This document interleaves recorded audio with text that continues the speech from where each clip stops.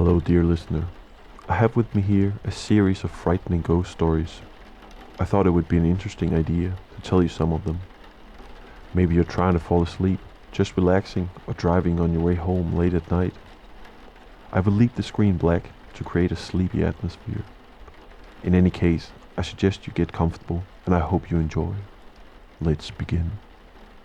Our first story is called A House on Beech Street. Chula Vista streets are named in alphabetical order, north to south. There aren't enough streets to complete the alphabet, so we travel through Orange and Palomar and end on Quintard. Not many exciting events occur on our neatly organized streets. The rock group Cream was once arrested in Chula Vista for being disorderly when they stopped at a service station to ask directions. And in November 1960, two backyard astronomers observed a UFO that later became one of the famous Project Blue Book unsolved cases. But nothing had ever prepared me and two of my friends for the events that occurred in a house on Beech Street. Nearly every Friday, my coworker Marie and I would stop by a well-known watering hole along F Street. Sometimes me and Marie would share a drink or two with Marie's friend Olivia, affectionately called Ollie, and Ollie's husband Steve. Together we would enjoy a stunning view of Chula Vista and share notes about the week that had just passed. One Friday evening, Steve and Ollie were thrilled to announce that they had just bought a house at the north end of town on Beech Street. It was warm and cozy, just like most of homes in Chula Vista. And like all new homeowners, Steve and Ollie spent hours decorating their house and making it a comfortable, inviting place for friends and family to visit. Sadly, however, Ollie and Steve divorced within a year or two.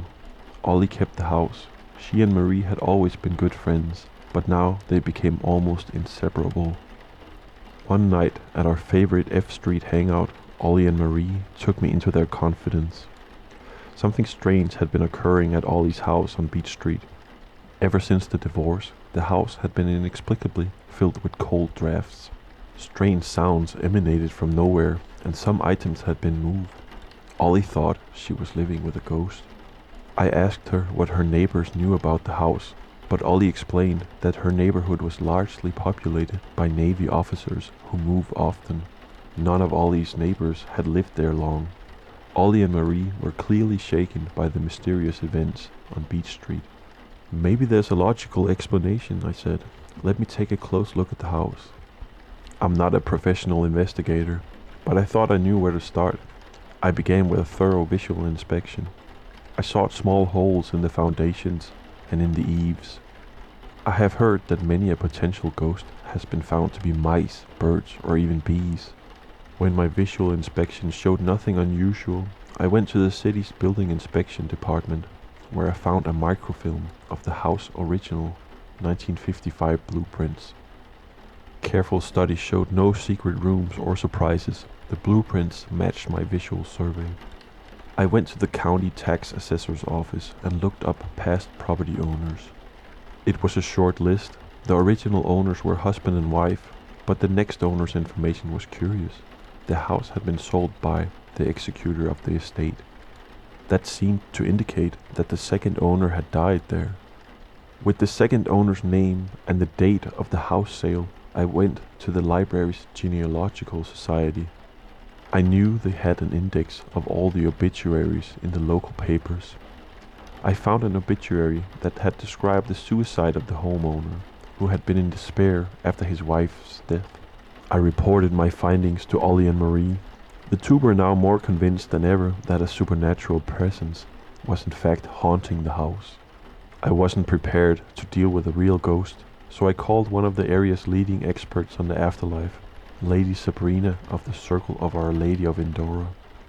Lady Sabrina listened carefully to our story and offered to come to the house on the following new moon. She explained that the full moon is appropriate for many activities, but for beginnings, one should work from the new moon. That evening, Lady Sabrina arrived at the house before sunset. She introduced herself, then quickly and confidently prepared a broom from straw and swept the entire house, high and low. When she was finished sweeping the house, We sat around an Ouija board. Lady Sabrina prepared a circle, calling on the guardians of the four elements, earth, air, fire, and water, to protect us. We put our hands on the planchette. Lady Sabrina asked, "Is anyone there? Is there anyone we can speak to?" The planchette almost immediately responded, "Yes." "What is your name?" "E-R-I-C. Shivers ran up and down my spine. "Are you the person who has been disrupting this house?" N-O, the word was spelled out. "This house. Happy, not want. Fight." "Eric, are you saying that the fighting and unhappiness in this house is what caused you to react?" "Yes, this house. Long, happy, no fight." "But Eric, Steve is gone. There hasn't been any fighting." "Anger, still here. Want peace." "Eric, do you want peace for Ollie or for yourself?" "Both," it replied, continuing spelling out the words. "Would it make you happy if we did a ritual or dismissal and allowed you to leave to cross over and join your wife?" "Very happy." Lady Sabrina asked that we do not reveal the details of the dismissal ritual, but she has allowed me to report one significant sentence. "May all beings and elementals attracted to this rite depart on their way, harming none." After the dismissal ritual, the lady opened the circle. "The circle is open but unbroken," she said. We then proceeded with the cleansing ritual that included tying a thread to the front door. The four of us walked through every room in the house trailing the thread, then gathered the thread in a ball and burned it down in the backyard. Since then, the house hasn't had any recurrence of paranormal activity. Once again, it's just another comfortable home in Chula Vista. Now let's get to our next story. It's called The Chimney Sweep. "Grandpa Bull," shouted the youngest member of the family, "a girl aged 5. By now, no one was surprised, because they had all seen him around the house. The trouble was that he had been dead for 8 months. Samuel Bull was a chimney sweep who lived with his wife Jane and their 21-year-old grandson James in a rented cottage on Oxford Street, Ramsbury in Wiltshire. He died of cancer in a bedroom of the cottage on the 21st of June 1931. 2 months later, one of their daughters, Mrs. Edwards, together with her husband and their 5 children, moved in with Mrs. Jane Bull. It was not a good move. The house was too small for them, but it was the early 30s and money was short. But before long, the situation got even worse. The house, that had never been in a very good condition, began to deteriorate. Some of the rooms actually became unfit for habitation, and the whole family were soon living in squalor. The vicar of Ramsbury became involved in trying to have the family moved into a council house instead. Once they had moved out, the owner of the cottage intended to have it put back into good condition. But until alternative housing became available, there was nothing he could do. In February 1932, some of the children complained to their mother that they kept hearing somebody outside their bedroom door at night, and it was scaring them. 3 of them had been sleeping in their grandmother's room, but when 2 of them caught influenza, they were moved into a downstairs room instead, where they could be kept warmer. Then the 3rd of the children, Mary Edwards, aged 13, also caught influenza, and while her mother was with her, they both saw Grandpa Bull appear. A little later, the dead man was seen to go up the stairs and pass through a closed door into a room in which he had died. This has been the room in which Mrs. Bull had been sleeping until it became unfit to live in, and so was shut up. Then Mrs. Edwards and the grandson James saw the ghost together, and this time Mrs. Bull was told about the apparition. Mrs. Bull, however, was not surprised at the news. She had seen him several times already when she was lying in bed. Every time he had gone over to her and laid a hand on her forehead, even once speaking to her and calling her name. What Mrs. Bull noticed particularly was the state of her late husband's poor hands, because the knuckles almost seemed to be sticking out through the skin. Before long, the whole family had seen the ghost of Samuel Bull, not just once, but several times, and of course the village came to hear of it. One of those who did was Admiral Hyde Parker. He mentioned it to Lord Selburne in April of that year, who in turn mentioned it to Lord Balfour. And before long, Lord Balfour and a Mr. J.C. Piddington, who were both interested in the mystery, arrived in Ramsbury to find out what was really happening. They called the vicar, who had already made some inquiries himself. He asked the members of the family whether any of them believed in spiritualism or anything of that sort. They didn't believe in it. What was more, this was the first time that any of them had experienced anything like this. It had come as a complete surprise, a shock. By the time Lord Balfour and Mr. Piddington had arrived at Ramsbury on the 14th of April 1932, the family were getting ready to move out. The only furniture left in the cottage by that time were in the room where Mrs. Bull, who was ill, was lying. She was going to be the last one to be moved into their new home. Mrs. Bull told the two men that when the ghost had first appeared, it had frightened her much more than it seemed to have done to any of the children. It was so completely lifelike, she said. She had expected the ghost to glide, because that's what she heard that they did. But Samuel Bull walked, and seemed perfectly solid, like a real person. That was what had frightened her so much the first time. And always it looked exactly like her husband had done when he had returned home from chimney sweeping each evening. What was more, the figure didn't just appear to her and then vanish, nor did it do that to any others in the family. As Mrs. Edwards pointed out, her dead father was more often than not there in the house with them for at least half an hour at a time, just moving among them but not taking notice of any of them apart from Mrs. Bull. In fact, the family became so used to the presence that before long they were not in the least alarmed. One of them actually said he was a bit of a bore. They also said they could always tell when something was going to happen, perhaps half an hour before it did. They all had a strange sort of feeling first. The cottage in which the Bulls lived is no longer there. The last appearance of the ghost was on the 9th of April, 5 days before the family moved out. The cottage itself was destroyed during the Second World War, and a shop with a flat above it stands where it once was. Most other house hauntings which has taken place this last century, and there's been plenty of them, have started for no obvious reasons, not involving members of the family of the people living there.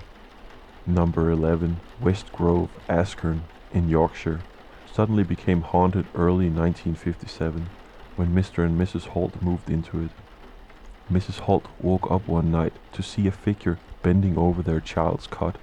When she roused her husband, the figure disappeared into the fireplace. Although the Holts continued to live in that house until 63, they never saw anything again. The next occupants were a couple in their 20s, Mr. and Mrs. Brown. Nothing happened for another 5 years until 1968. Mr. Brown was certain that they had been burgled. The intruder was a youngish man with fair hair and a pointed chin, dressed in a short coat and narrow trousers. Mr. Brown woke up to find him passing by the bed, then pausing by the dressing table, as if looking for something to steal, then going across to a curtained alcove in the bedroom. Mr. Brown leaped out of the bed at once to find the quote-unquote burglar had totally vanished. He mentioned this to his uncle, a miner in his mid-50s who had worked all his life at Ascot Colliery. His uncle, Mr. Holmes, refused to believe any word of it, and said that he'd stay in that room all night if necessary, to prove to him there was no such thing as ghost in there. So Mr. Holmes sat up in the room of the Browns' bed, in the dark, while his nephew and his wife stayed in the living room downstairs. Mr. Holmes was even nonchalantly smoking a cigarette. Before long, he shut downstairs petrified. He had felt the side of the bed away from the door sink down, as if somebody sat on it next to him. At once he had dashed over to switch the light on, only to find nobody but himself visible in the room. That settled it, and from then on none of them ever slept in that house ever again, not even after the National Coal Board, who owned the house, had investigated it and found nothing apparently wrong with it.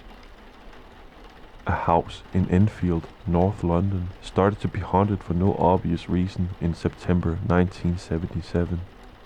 Not only did the Hodgson family who lived there hear someone shuffling around as if wearing badly fitting slippers, Not only did furniture move around by itself, on one occasion, after they had called in the police, a policewoman saw for herself a chair lift itself into the air, move sideways, then float back to its original position.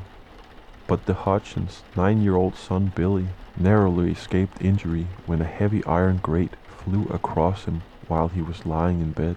Worse still, one night Mrs. Hodgson heard her daughter Janet, aged 11, scream as if she were choking.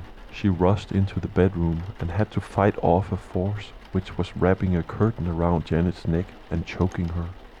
Experts from Pi Electronics visited the house with some of their equipment to see if they could pick up anything, and were baffled to find that the video recorders, which worked perfectly well outside the house, would not operate at all once they were inside.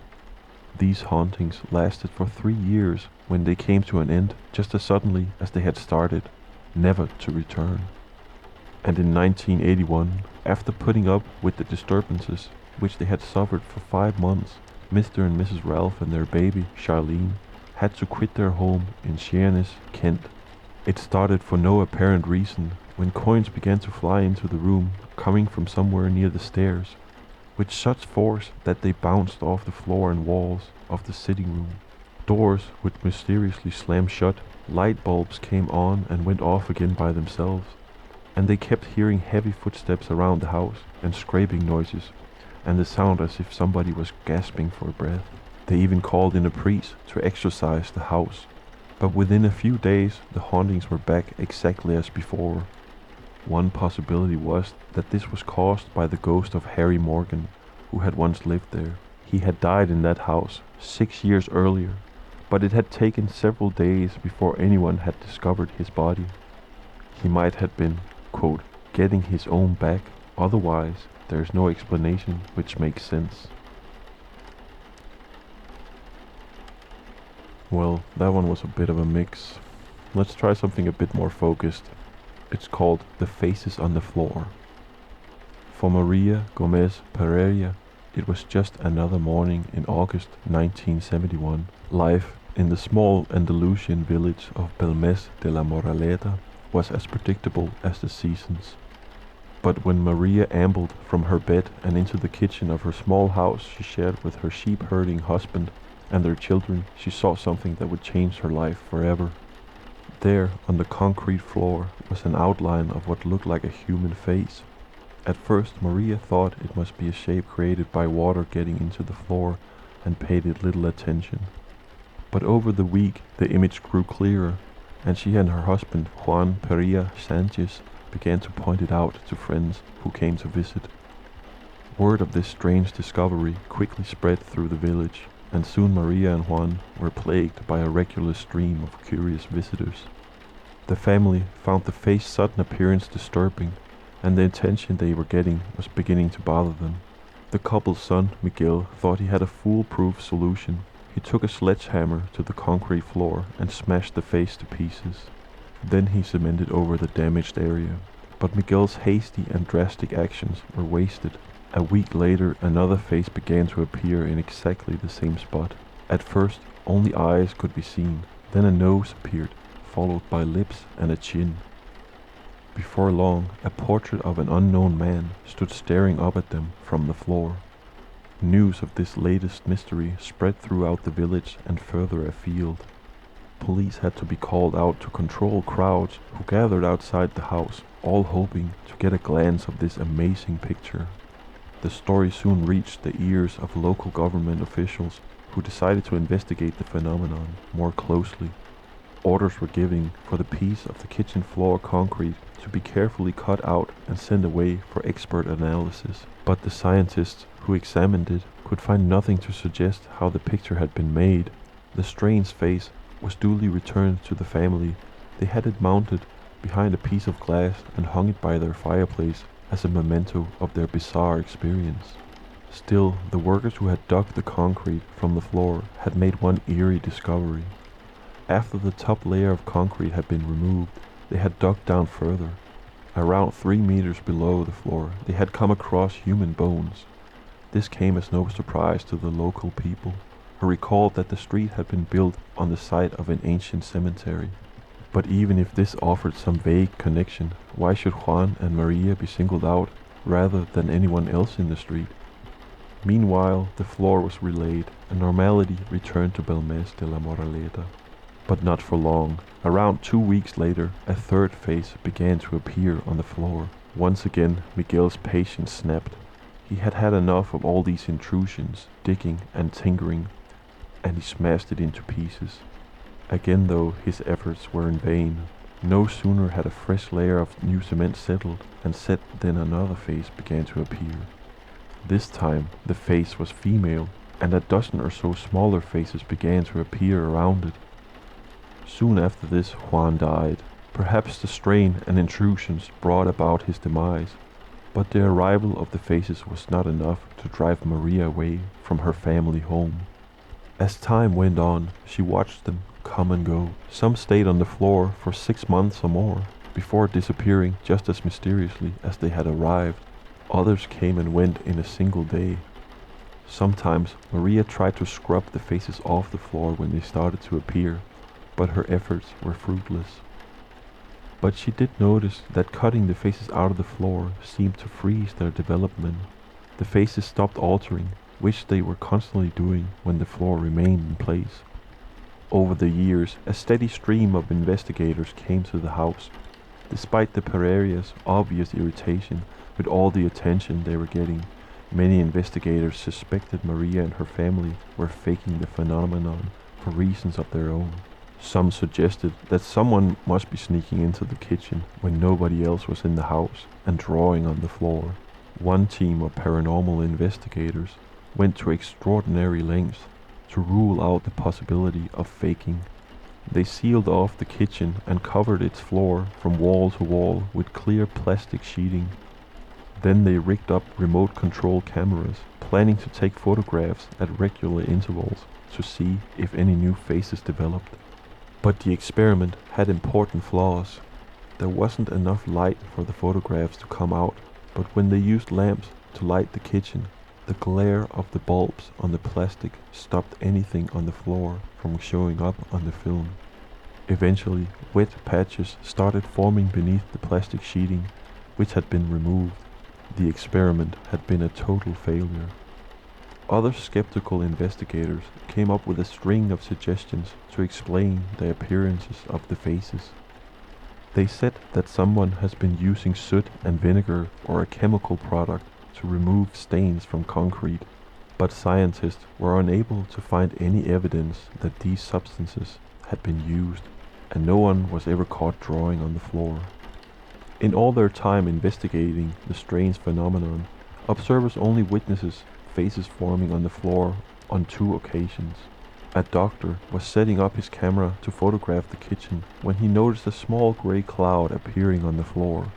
When it cleared, new details of a face could be seen. On another occasion, several people together in the room witnessed the same thing happening.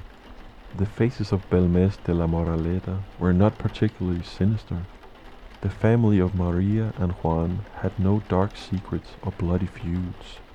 No one has ever offered a convincing explanation to why the faces appeared, and no one has been able to prove the phenomenon was faked. Some things, it seems, are beyond rational scientific explanation. Belmez de la Moraleda is now a standard tourist stop for coach parties from the Costa del Sol, Spain's famous tourist region. Fresh pictures still appear and disappear, and at the time of writing, Maria still lives in her little house. The next story is called Dairy Farm Poltergeist. Early in 1949, strange things happened on the lonely dairy farm of Lawrence A. Wilkinson in the fertile Terracotta Valley of New South Wales, Australia.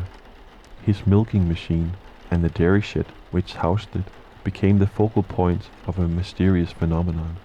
The machine's brass pulsator plates, 3 inches long and weighing 13 ounces, flew over the adjoining field for 200 yards and more. Public work officials, dairy inspectors and scientists of the Commonwealth's Scientific and Industrial Organization were called in to observe the manifestation and to help. if they could bring order out of the chaos. Before their startled eyes, hundreds of metal parts weighing from 2 ounces to 2 pounds were thrown great distances by an invisible force. The brass pulsator plates flew without the slightest noise and invariably in the northerly direction so rapidly that their actual flight could not be followed by the naked eye. Alexander Porter, a local garbage proprietor and acquaintance of Wilkinson's, found one of the discs buried in mud. Oddly, a queer haze hung over the place of fall for which he could not account. Wilkinson's 15-year-old son Robin tried to dislodge one of the plates with the aid of an iron bar, but the bar was wrenched forcibly from his hand by some unseen force, which then hurled the point of the bar deep into the concrete floor. The plate he had sought to move rose into the air and landed 200 yards away. At first the plates hurled shorter distances. Experimenting, Wilkinson removed the fiber facing and substituted leather, whereupon the plates were thrown farther. A reporter from the Australian paper The Sunday Herald wrote that at least 15 eyewitnesses had at different times observed the phenomenon.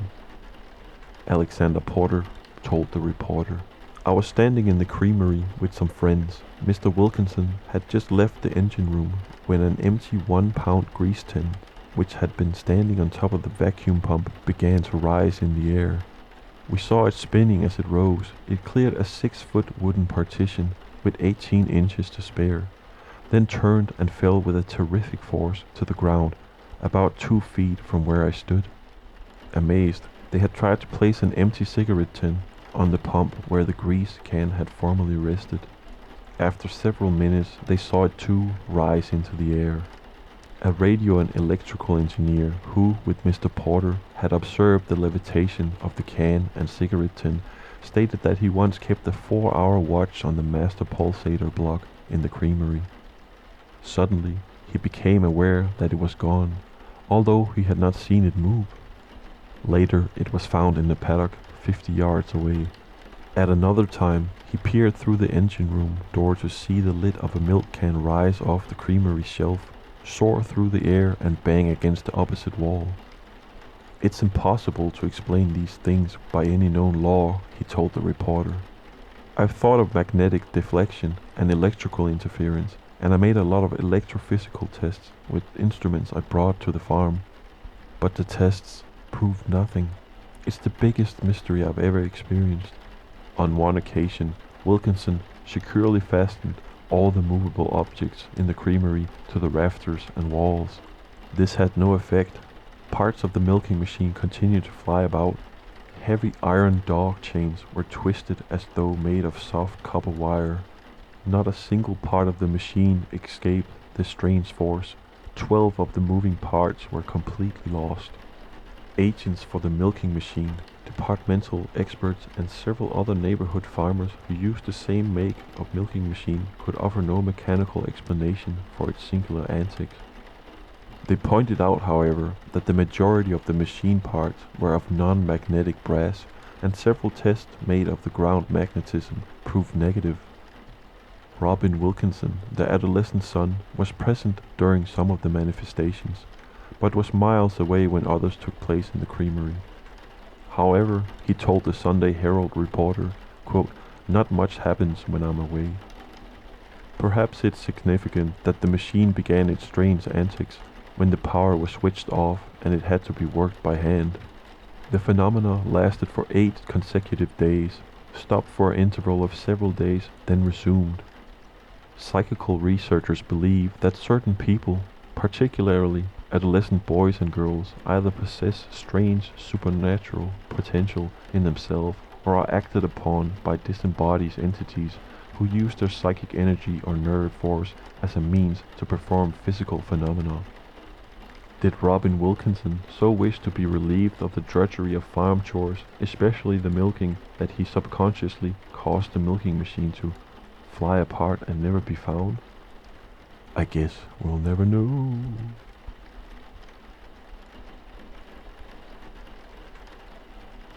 That was a bit odd of a story, but I thought it would be fun to include it. Here we have a story called Hoyne Avenue ghost. I was the first one to notice it. No one else in the family believed me. Through the years, however, each member of my family would encounter the presence that haunted our sprawling apartment on the near northwest side of Chicago. The house was built approximately 90 years ago. It was a well-kept brick flat with a beautiful grey stone facade, standing in the middle of a shady, tree-lined working-class neighborhood. It couldn't have looked more sedate and normal. It was anything but normal. We moved in halfway through the warm autumn of 1965. My family consisted of myself, then a 16-year-old high school student, my 14-year-old sister Lynn, and my two brothers, Jeff and Butch, aged 6 and 23. Mom and Dad rounded out the group. My father was a no-nonsense truck driver, and my mother was a nurse who had absolutely no belief in anything paranormal. Our apartment was mostly bright and cheery. It was on the 3rd floor and had 7 rooms. A long hall connected the dining room to the den that we used as a TV room. 2 bedrooms also opened off this hall. A 3rd bedroom lay directly off the living room, which was the easternmost room in the house. Later, manifestations and incidents would occur in every single room of this house, including the back veranda, and were experienced by everyone, including our dog Rex. My older brother and I shared one of the bedrooms that opened to the long interior hall. Our rooms were dark and gloomy and filled with an eerie, dead calm. A thunderstorm raging in the night could barely be heard inside my bedroom. Other noises, though, could be heard quite clearly. Several weeks after moving in on a humid autumn evening, I was awakened in the middle of the night by heavy, labored breathing coming from my brother's bed directly across the room from me. My brother, being in his 20s, kept significantly different hours from me. Sometimes he would arrive home late and get to bed without me ever hearing him. On that night, I assumed that he had come home late and that the strange breathing was coming from him. "Butch? Butch?" I whispered. There was no answer. The breathing, long and drawn out, continued. I stared into the impenetrable darkness towards his bed. Then I got out of bed and walked over to his. He wasn't there. I went back to bed, totally perplexed, trying to think of a reassuring reason to explain the sounds I had heard. Finally, I concocted the complication scenario of my father breathing heavily in the next room down the hall, and the sound waves bouncing off my partially open door and angling over to my brother's bed, then back to me. Still, I lay awake, and the breathing continued. I was beginning to lose confidence in my theory, for I could now hear my father snoring and the breathing at the same time. I was about to bolt from my room when I heard my brother's footsteps coming up the front hallway stairs. His keys turned the front door lock, and I clearly heard the door open and shut. I heard Butch walk past my bedroom, down the long hall, and into the kitchen. I happily got up, excited to tell him about the strange gasping sounds in our bedroom. I ran into the kitchen, but Butch wasn't there. No one was there. I switched on the lights in the dark kitchen and retreated to my bedroom, where I also turned on the lights. I kept them that way until my brother really came home. The eerie breathing sounds tormented me for the next several weeks. They seemed to happen only on the weekends when I was alone in my room. I had developed a way to escape the sound. It was quite simple. I began a mental countdown to lift off. 10, 9, 8, 7, 6, 5, 4, 3, 2, 1, lift off. At lift off, I would dash madly out of the room. No one believed my story, and after a time, things quieted down. This has become a pattern during our time living in the apartment. There would be a series of incidents, followed by a period of quiet. As the years progressed, the incidents gained power. My brother got married. He moved to an apartment just down the block from us and started what was to be a very successful contracting business. I was now left to deal with my private haunting alone. It seemed as soon as Butch left, back came the noisy companion. I knew the sound was real, and that it wasn't the radiators or my father's long-range breathing. I also knew that sooner or later, someone else in the family would be affected. It happened that summer. Butch's self-employed status and his close proximity to us afforded him the luxury of often stopping over in the afternoon. One particular time, he stopped by when no one was home. He was about to leave when he heard heavy, labored breathing coming from my sister's room. He started to walk towards the room, then decided that it must be my mother sleeping, that she must have been really tired. It would be best not to disturb her, so he left without checking the room. He called her later and told her jokingly, "Boy, you must have been tired this afternoon. I heard you snoring all the way from the dining room." She told him she hadn't been home at all, that she had switched her off days that week. In fact, no one had been home when he heard the sound. It appeared the presence had now moved to my sister's room. Lynn began to complain of breathing noises coming from her bedroom cupboard. Ordinarily, this would have been laughed off as the old cupboard monster. We didn't laugh it off though. A certain uneasiness began to grip the family.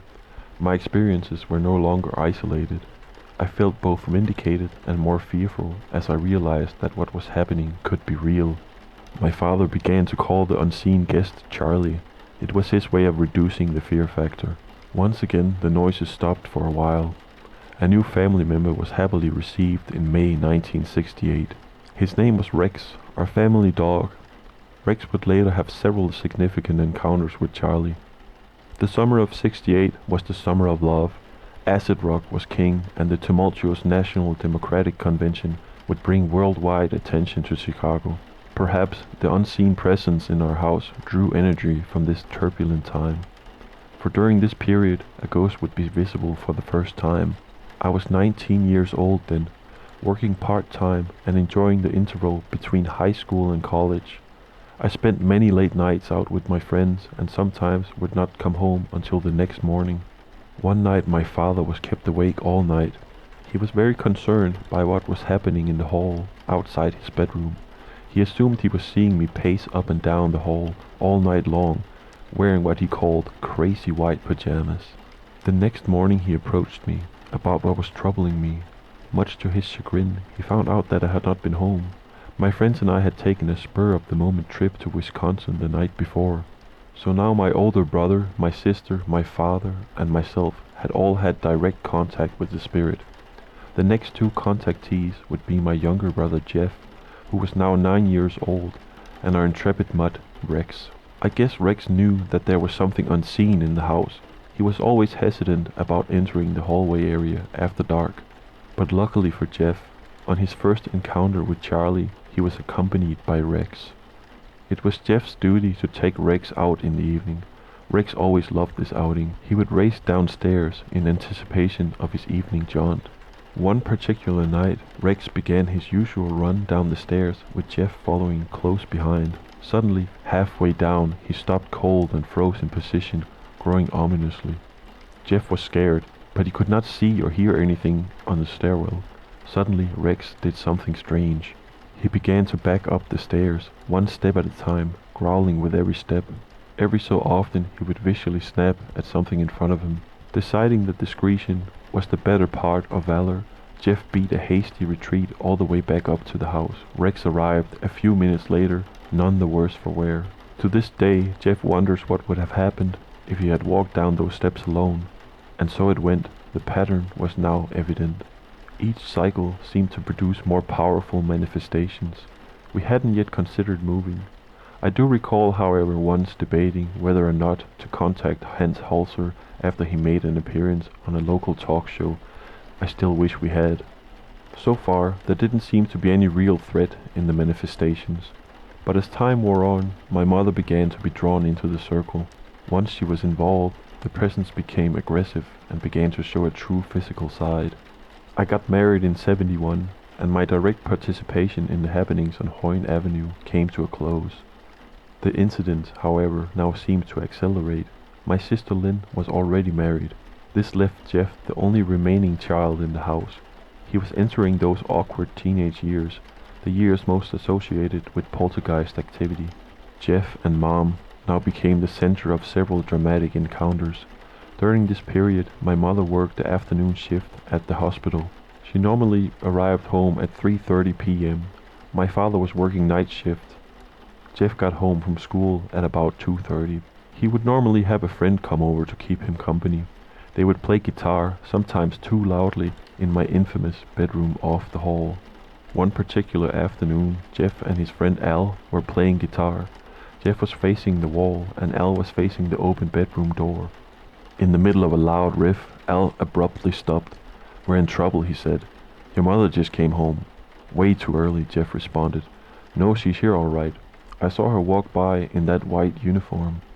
The old fear began to rise in Jeff. He put down his guitar. It was a half hour too early for Mom to be home. He didn't want to, but he forced himself to walk through the house. No one was there except him and Al. When this information registered, Al left. He never again accepted invitations to play guitar with my brother. Now Charlie's interest turned to my mother. The time was opportune, with father working nights and Mom and Jeff were in the house alone. The breathing started again, this time in my mother's bedroom. With her first direct experience came belief, and her belief seemed to give Charlie power. A not so subtle change in the timbre of the events began. They were more physical, and consequently more threatening.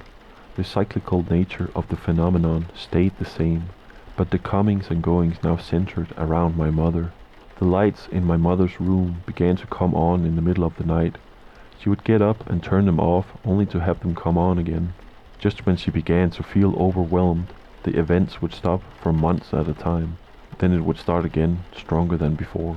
After a period of respite, the light problem began in my mother's room again. I knew she was frightened, but she wouldn't admit it. She was a very stubborn woman.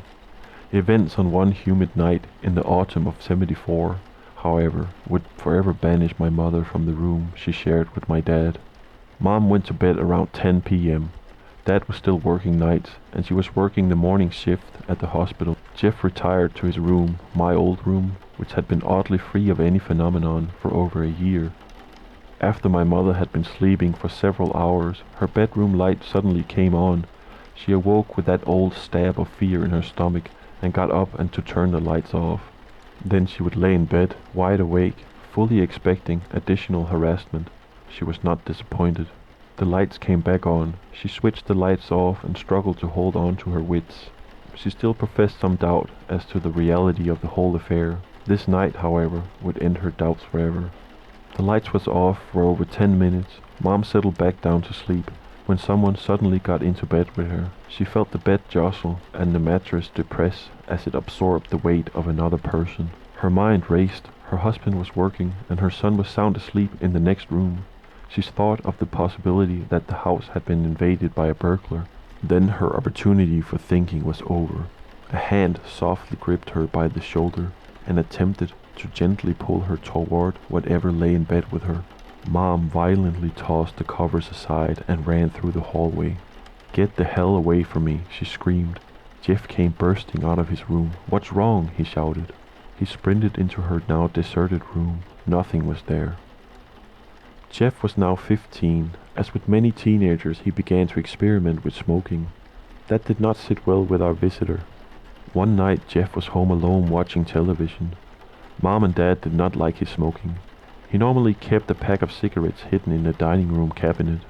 This was a large piece of furniture built directly into the wall, and it dominated one whole side of the TV room. It had heavy oak and glass doors and exhibited that old world craftsmanship that you seldom see today. Jeff opened the cabinet doors and discovered that the cigarettes were gone. Dismayed, he left the door open and began to rummage through a nearby desk. As he straightened up, ready to abandon the search, the heavy glass door of the cabinet slammed shut, the sound reverberating throughout the room. Startled and scared, Jeff decided to leave the house for a while and go out to buy more cigarettes. When he returned, things seemed normal enough. He didn't go back to the TV room though. He sat down in the dining room. Reaching for a cut glass ashtray, he lit one of the new cigarettes and took a long drag. As he was about to flick the ashes into the ashtray, it exploded into fragments before his startled eyes. That was it for Jeff. He left the house, returning only after he was certain that someone alive was home. These events involving my mother and Jeff finally led my family to move. Before the move was to take place, however, a tragedy provided a partial answer for the haunting. The building was owned by a kind Polish couple, Arthur and Jennifer. One early spring day, while driving home from work, Arthur suffered a massive heart attack and died instantly. We had lost a dear friend and mourned him like a family member. We attended the wake and met the people who had lived in our apartment many years before us. We learned that their mother had died of lung cancer, suffering horribly. She expired in the room that later became my bedroom. She had extreme difficulty breathing near the end. Cigarette smoke would have been very aggravating to her. It wasn't long after that my parents finally moved from the Hoyne Avenue building. Charlie, or the suffering spirit of a dying old lady, still walks through those halls, alternately thrilling and terrifying those who live there. I can honestly say that I am thankful for have undergone this experience. It has taught me, and everybody else who lived through it, that there is so much more to this world that we can reach out and touch. Sometimes that something more reaches out and touches us. Our next story is a rather short one. It is called A Ghost with a Bad Conscience. Clemens Janus, a respectable citizen of Bratislava, died in 1640. After a year, Fisher Regina, a modest, intelligent 20-year-old Austrian girl, came from Hallstatt to Bratislava. Clemens' ghost first appeared before her in Hallstatt as an old man in a white robe. He stood silently near her bed for a few minutes. In Bratislava, the phantom visited her late at night twice a week. The appalled girl prayed and fasted in vain. After the spirit visitor tried to touch her in front of a cellar door, Regina was ill for 3 weeks. Once she tried to get rid of him by reciting the following words: "Every good soul praises the Lord." "Me too," answered the ghosts. After that night, the spirit often spoke. Once he confessed to Regina that he felt remorse because he possessed money stained with blood. "Visit my mother, ask her for 200 forint and give it to the people in need. My widow must commission a statue of Saint Mary with the infant for the Cathedral of Bratislava, because I want to escape from hell," explained the phantom. After the widow failed to fulfill this request, the ghost plagued Regina again. Once the desperate girl told the ghost, "Scram, you old rascal." The next day an invisible hand slapped her. 3 reliable witnesses saw the traces of 5 fingers on her face. "You must go to visit the widow again," the phantom ordered her. "I'll go there only if you can prove to me, with 3 proofs, that you really are a ghost," Regina answered him. Very soon she got the 3 proofs. There was a wooden box covered with cloth in Regina's flat. The spirit put his hand on this box and cloth. His fingerprints remained on the box. Clemens' acquaintances confirmed that this was the print of his fingers because a knuckle was missing from the forefinger. A surgeon had amputated this knuckle when Clemens had an infection. A cross appeared on the box too. It seems that it was burned with a hot iron. Regina saw another example of proof the next week. Kopshani Mihaly, a bishop, asked the girl to give a sealed letter to the ghost. Traces of burning appeared on the letter when the unseen hand of the spirit took it away. The phantom answered the bishop's question precisely. He explained where the money stained with blood was hidden. Later the money was found in that place. The same week, flames shot up from a piece of wood when the unseen hand of the phantom touched it. The proofs given by the spirit aroused the interest of many clergymen of high rank in the Roman Catholic Church. Every night, 18 to 20 of them stood before the door of Regina's room, waiting for the appearance of the mysterious phenomenon. On one occasion, the phantom splashed water on them. On another night, the ghost answered the clergyman's question for 30 minutes. Soon, St. Mary's statue was finished and consecrated in the Cathedral of Bratislava, and Clemens' money was distributed to poor people. Later, the phantom vanished forever. In 1643 in Bratislava, Kopshikane Mihaly published a book about the apparition. It contains the declarations of 32 witnesses. Later this book was translated into German and Dutch. With a decree of November 11, 1646, Ferdinand III, Holy Roman Emperor and King of Hungary, gave a pension to Regina Fisher.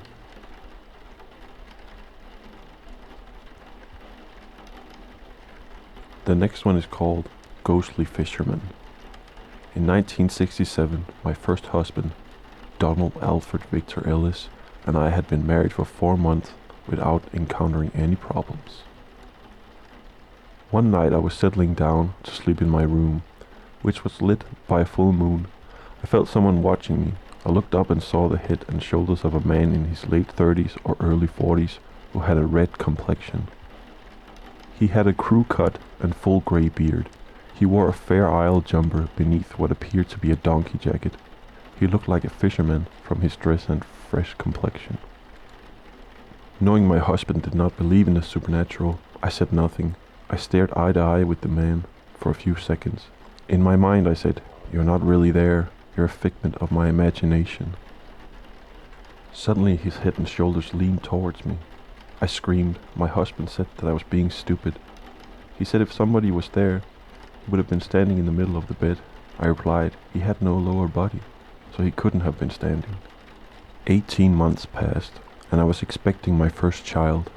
I could feel the fisherman still around me, but I never saw him. The flat we lived in was too small for our family, so we moved to a larger one in a different area of town. The fisherman moved too.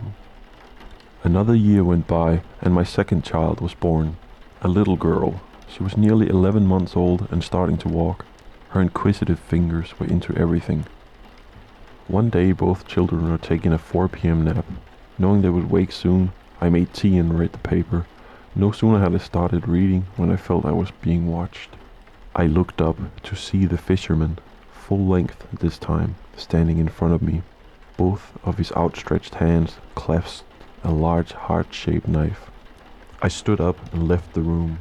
He had never seemed a danger the way a poltergeist might, but I was becoming paranoid about knives. Although I didn't know much about the supernatural, I was convinced he was trying to warn me. Perhaps one of the children would have an accident with a knife. For a month, I kept all the knives on top of the wall cabinets, out of the children's reach, even the bread knife. It was not until an old school friend came to visit that I was able to resolve this. She saw me climb on a chair to retrieve some knives from the top of the wall cabinet so we could eat, and she asked me why they were up there. I told her about the fisherman, afraid that she would laugh and ridicule me, but she was understanding.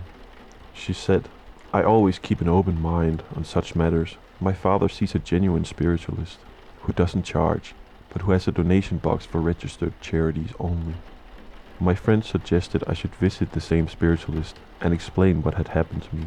I did. The spiritualist was a lovely lady in her early 40s. We sat in her parlor. She listened to the story, saying nothing until I finished. She told me some people would pass over, not realizing they had died. Maybe he was trying to tell me how he met a violent death. I would probably never see him again because of my visit to her, and that he would have come with me if he was still around. If he appeared again, I was supposed to tell him, "Go over there, your friends are waiting for you." I often wonder if he was trying to warn me of my first husband's violent temper and the pain and heartbreak he would cause me. From that day on, I never saw him again or felt his presence. I still think of him, and I feel sorry for him. He may have come to help me, but I was unable to aid him because of my fear. I've been having out-of-body experiences since I was 5, and I'm fairly comfortable on the astral plane. One afternoon, I fell asleep and found myself in another country. I got the feeling that perhaps it was Tibet because of the dirt roads and simple buildings. I decided to fly through the walls of these structures, and I was having a pretty good time. Suddenly, I entered a room where a man wearing a white turban and white clothing was sitting on the dirt floor in Zen position. I became frightened. He seemed to be expecting me, which scared me even more. Telepathically, I said, "I know you, don't I?" Before he could reply, I slipped back into my body and awoke. A few days later, I told my psychic about the incident, and she informed me it was one of my spiritual guides. I then mentally asked if he could appear to me again. He did. This time, he wore a suit and tie, so as not to frighten me. He embraced me, giving the feeling that I was being taken care of. I realized he looked just like a man, also in a suit, whom I had never forgotten. He helped me one afternoon when I was stranded on the motorway several years ago. He seemed to know the problem, bought the parts, fixed the car, and then was gone just as suddenly as he had appeared. I remember thinking what an angel that man was. Whether we choose to call them guides or guardian angels, I realize now more than ever that they are always with us, watching over us. Our final story of the night is titled, That's Not My Daughter. I first met Missy and her mother Pam in my office on May 5th, 1994. Missy was a beautiful 11-year-old with a friendly smile despite the chronic pain her mother had described on the phone. Missy had been plagued by headaches, jaw and neck soreness, fatigue, mood swings and depression. The young student was even losing her short-term memory and her ability to concentrate. Meanwhile, Pam had been helplessly watching her child waste away. That's not my daughter, she told me. Pam had taken Missy to an astounding 36 physicians, including pediatricians, ear, nose and throat doctors, optometrists, dentists, orthodontists, neurologists, chiropractors, physiotherapists and rheumatologists. Nothing helped. In fact, Missy's health was continuing to deteriorate. Finally, the last doctor had recommended a child psychiatrist. As I looked through the yellow pages to find one, Pam told me, I stopped and said, no, I refuse to do this. Something made me turn to hypnotherapists, and I found your name. In our initial phone conversation, Pam made an appointment for Missy. I asked her to call me if she thought of anything else I should know. I don't know if this has anything to do with Missy's problems, she said, but I'll tell you anyway. Beginning in June 1992, Missy had her first encounter with a spirit, Pam said. She described it as a little girl. Missy was sleeping and it shook her bed. Missy then reached out to touch her and realized that her hand passed totally through her. Pam herself had seen an almost clear substance dripping down her bedroom mirror. At times, the family would come home to find all the lights on inexplicably. Money was frequently missing. Missy had first experienced pain on November 6, 1993.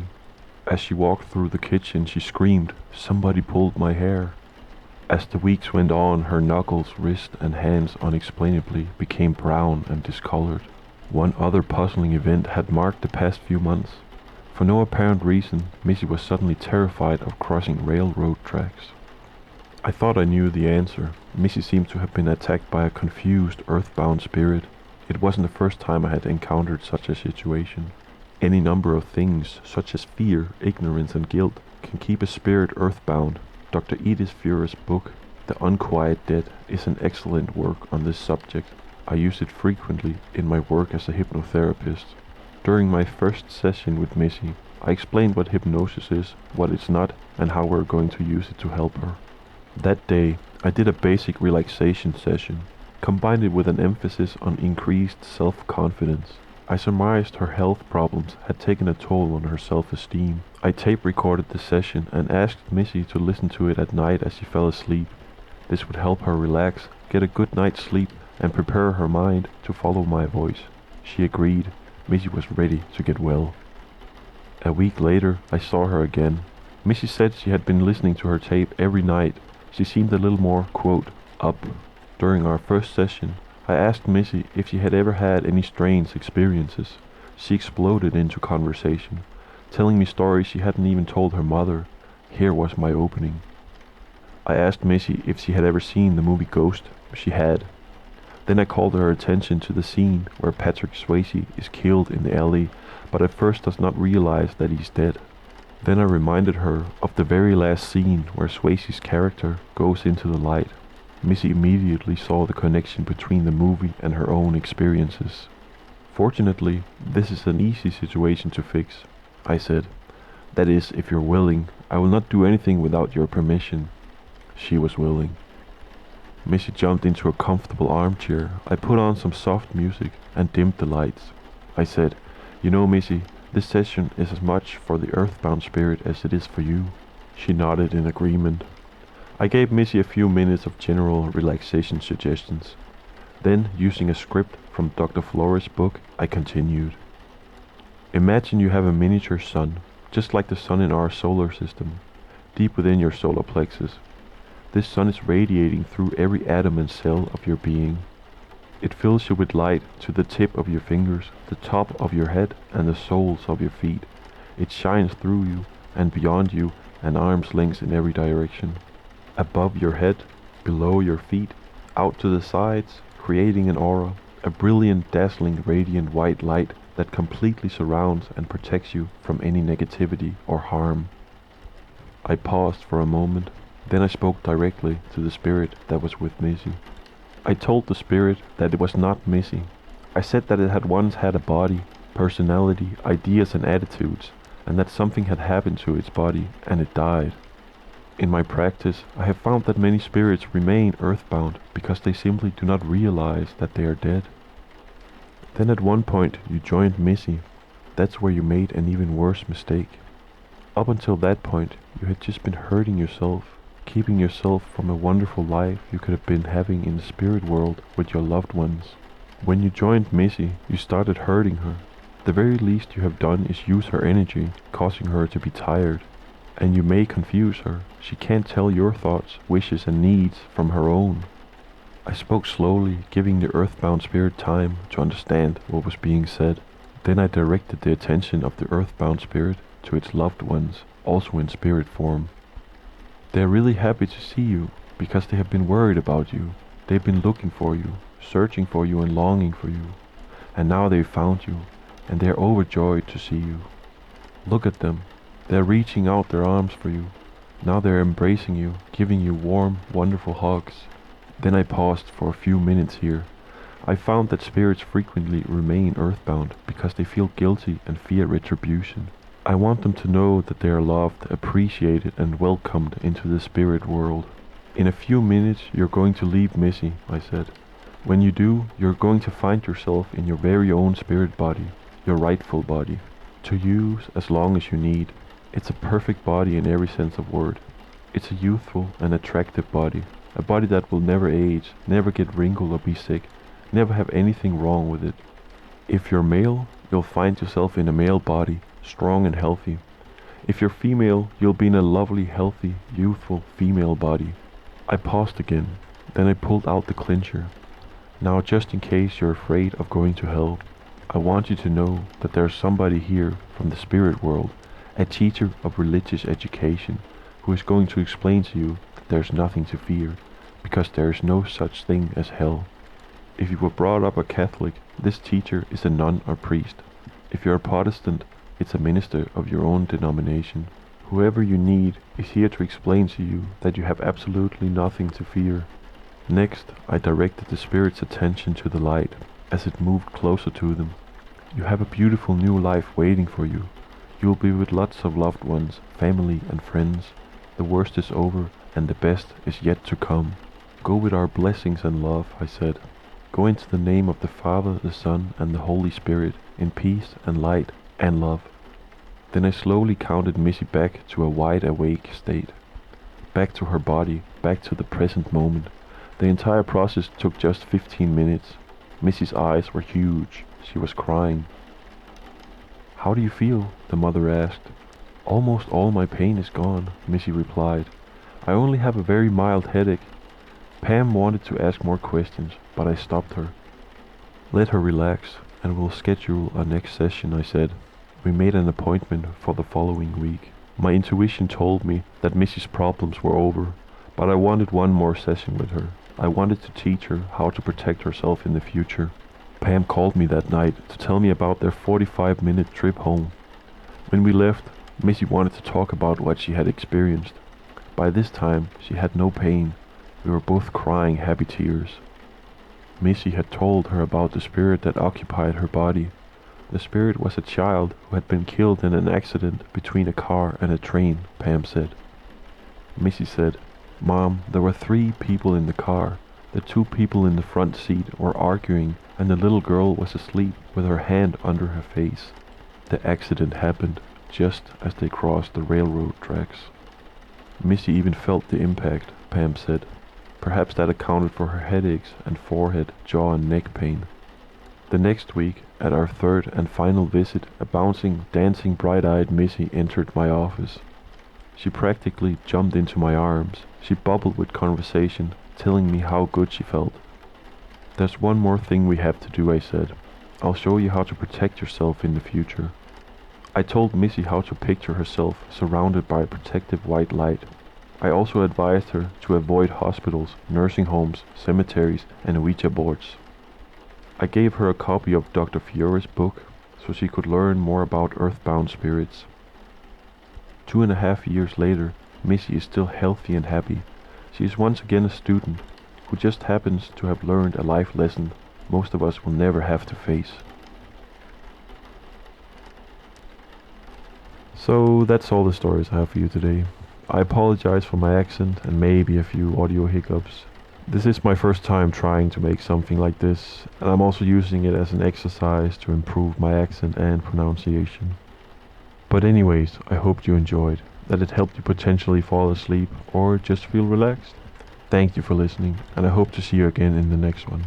Good night.